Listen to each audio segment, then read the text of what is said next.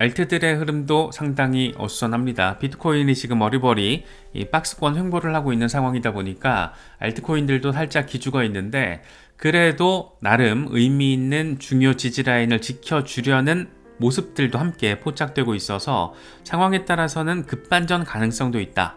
과연 알트 시즌은 언제쯤 본격화될 것인가, 여러 가지 생각들을 갖게 만드는 그런 상황이기도 합니다. 크립토 타이탄 2020년 12월에 알트코인은 30% 하락을 했고 4주 뒤에 급등하면서 회복됐다.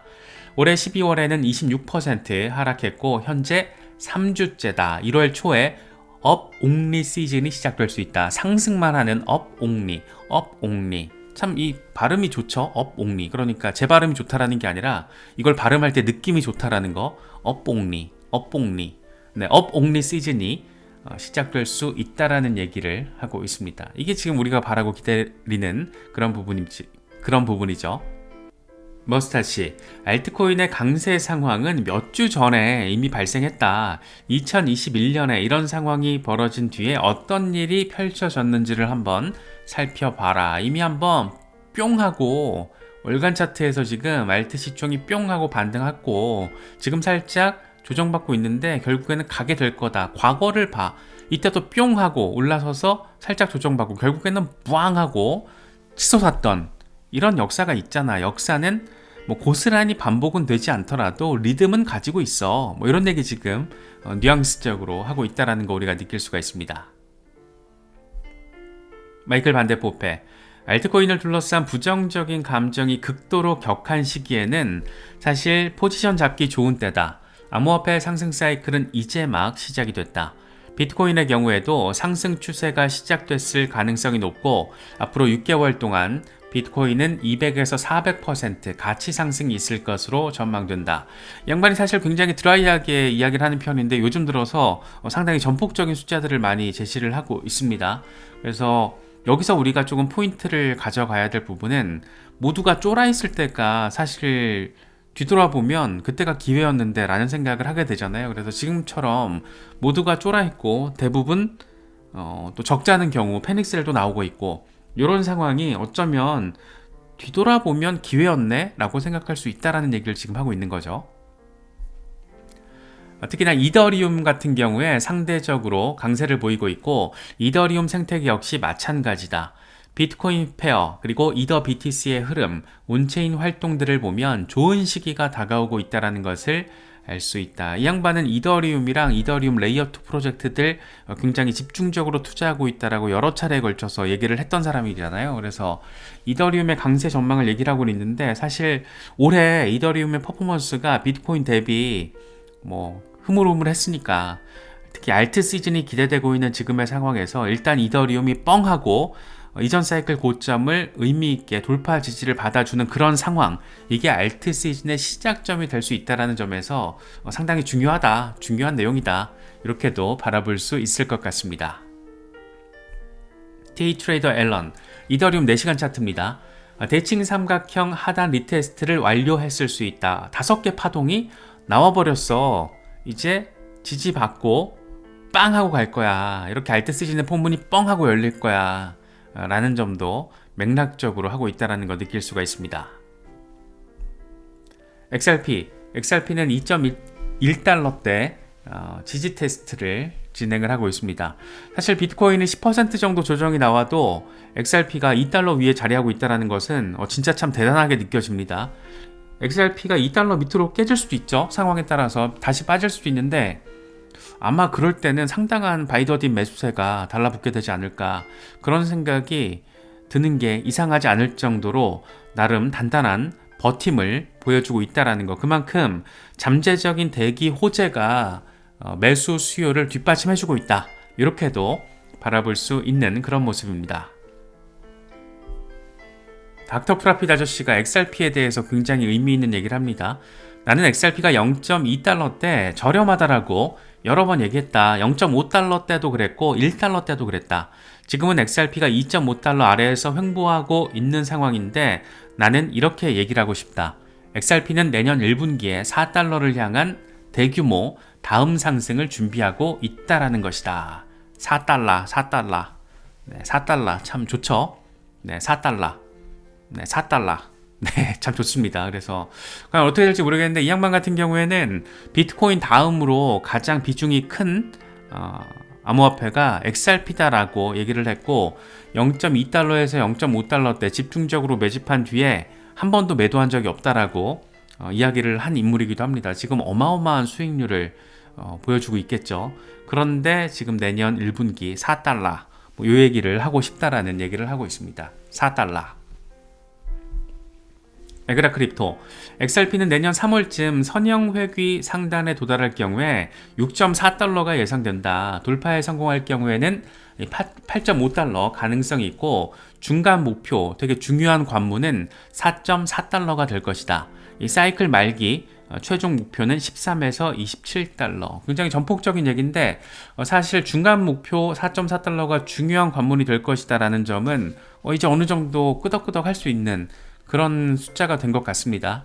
그래서 과연 언제쯤 어떤 걸 계기로 역사적인 고점을 새롭게 만들어낼지 그런 부분에 대한 관심이 커질 수밖에 없는 그런 모습으로도 생각됩니다.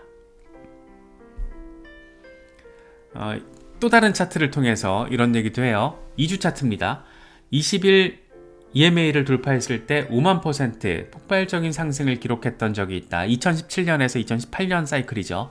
동일한 방식이 이번에 반복될 경우에는 딱 그냥 뭐 5만% 말고 4,770% 정도만 상승해도 27달러 가능하다. 얘는 지금 이 친구는 27달러 얘기를 정말 주구장창 몇 년째 밀고 있는 친구예요. 그런데 나름 뭐 이런 방식, 각각 굉장히 다른 기준점을 통해서 27달러를 강조하고 있습니다. 이런 거 보면 꼭 좀 됐으면 좋긴 하겠는데 뭐 저는 개인적으로는 뭐 10달러 정도까지만 현실적인 타겟으로 우리가 세워놓고 전략적인 대응을 할 수 있지 않을까라고 바라보고 있는데 뭐 언젠가 어느 시점이 되면 XRP 같은 경우에는 워낙 이 블록체인 혁신, 실질적인 유틸리티 이런 것들이 분명하다 보니까 뭐 어떤 의미 있는 숫자가 또 예상 밖의 큰 숫자가 또 등장해 줄 수도 있지 않을까. 그런 소망 정도는 마음 한켠에 또 담고 사는 게 투자자로서는 정신 건강에는 좀 이로울 수 있다더라. 뭐 이런 생각도 조금 드는 것 같습니다. 분석가 고든, XRP는 폭발할 준비가 됐다. 현재 암호화폐 시장에서 이것보다 더 강세를 보여주는 차트가 있나 라는 점을 12시간 차트를 통해서 얘기를 하고 있습니다. 다시 한번 11월 한 달 동안 펼쳐졌던 급격한 폭등 랠리가 이번에 또 한 번 더 펼쳐질 수 있을 거라는 그런 얘기를 하고 있는 거죠. 다크 디펜더 XRP는 2.13달러에서 지금 지지선을 발견하고 2.17달러 부근으로 상승했다. 지지라인은 2.03달러, 2.11달러, 2.13달러, 2.17달러가 될 거고 저항 구간은 2.22달러, 2.42달러, 2.69달러 여기를 딱 뚫어내면 우리의 목표는 8.67달러 여기를 향해서 나아가게 될 것이다 라는 어마무시한 얘기를 지금 하고 있습니다. 네, 상당하게 섹시한 숫자죠. 분석가 스테프는 볼린저 밴드를 가져왔습니다. 볼린저 밴드가 또다시 한번 꽉 조이고 있다. 지난번에는 490% 폭등했는데 역사가 반복되지는 않겠지만 리듬은 가지고 있다. 거의 요즘에 유행어가 됐어요. 역사는 반복되지 않지만 리듬은 있어요. 네, 뭐 이런 얘기들 엄청 많이 나오고 있는데 볼린저 밴드가 좁아진다는 것은 아래쪽이 됐든 위쪽이 됐든 급격한 방향성이 나올 수 있다는 것이고 몇 달 전에 11월 달에 그랬던 것처럼 이번에도 좁아지고 있는 상황이 위쪽으로 방향성이 나와줄 것이다라는 그런 기대감을 이야기를 하고 있습니다. 상당히 이런 거 보고 있으면 뭔가 그럴듯하게 느껴지고 꼭 그렇게 4달러 위로 올라서게 될 것이라는 생각이 드는 것은 꼭 기분 탓만은 아닌 것 같습니다. 분석가 레비, XRP 일간 차트를 통해서 상승 준비하고 있네. 통합이 길어질수록 더 큰 돌파가 이루어질 것이다. 사실 이거는 뭐 XRP뿐만 아니라 모든 암호화폐와 관련해서 멀쩡한 프로젝트라면 조정이 통합이 길어질수록 그렇게 더 다지기를 통해서 힘을 모아갈수록 더 큰 돌파가 나올 것이다. 뭐 이런 것들은 충분히 기대할 수 있잖아요. 그래서 지금 뭐 비트코인도 그렇고 이더리움도 그렇고 조금 답답한 모습인데 어쨌든 대장들이 조정의 과정은 조금 더 길어질 수는 있겠지만 사실 톡 까놓고 비트코인 7개월 조정 거쳤잖아요. 3월 이후에 7개월도 버텼는데, 잘 대응했는데 이제 고작 뭐 한 10일 정도 조정 받고 있는 거 까짓 거 뭐 연말연시 거치면서 뭔가 그래도 한 번은 의미 있는 상황이 나올 거고, 또 한 번은 의미 있는 조정이 더 나올 거기 때문에 그때그때 우리가 상황에 맞춰서 전략적인 대응을 잘 해야 된다. 지금은 그런 것들을 조금 더 다듬기에 좋은 시기가 아닌가 생각되기도 합니다. 특히 XRP 같은 경우에는 지금 이렇게 막 비트코인이 10% 수준 조정이 나와도 2달러 위에 자리를 하고 있는 것은 여러 가지 의미 있는 대기성 호재들이 많다라는 거죠.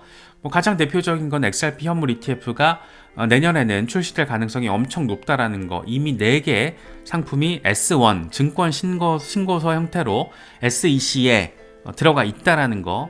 여기에 이제 헤드라 해시그래프나 뭐 솔라나 이런 알트코인 ETF들도 뭐 순서가 뭐가 우선이 될지 모르겠는데 쫙쫙 나올 겁니다.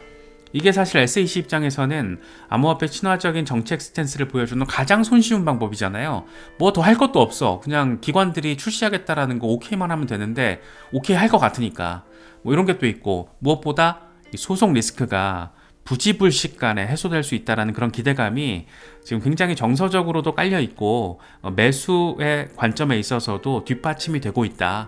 이렇게 또 바라볼 수 있지 않을까 싶습니다. 그래서 연말에 사실 XRP 같은 경우에는 탑10 암호화폐 종목 중에 올해 1년 동안 가장 큰 수익률을 보여준 종목이기 때문에 다들 뭐 기분 좋으실 거라고 생각하고, 내년에 또 더 큰 기대감을 가지고 계신 분들도 많이 계실 거고, 그런데 이렇게 근거가 있다라는 게 중요한 것 같아요. 그래서 어제 오징어 게임 시즌2를 봤는데 저는 뭐 개인적으로 재미없게 봤어요. 시즌1이 워낙 강렬한 임팩트가 있어서 그런지 시즌2는 정말 의리의리한 배우들을 제대로 활용 못한 것 같다는 생각이 많이 드는데, 그 중에 임시완 씨가 역할을 한 게 코인쟁이들 홍보하는 역할을 한 거예요. 유튜브를 통해서 이 코인 무조건 오른다, 나도 몇 억 투자했다, 무조건 오른다, 뭐 이런 거 하다가 당한 거죠. 사기.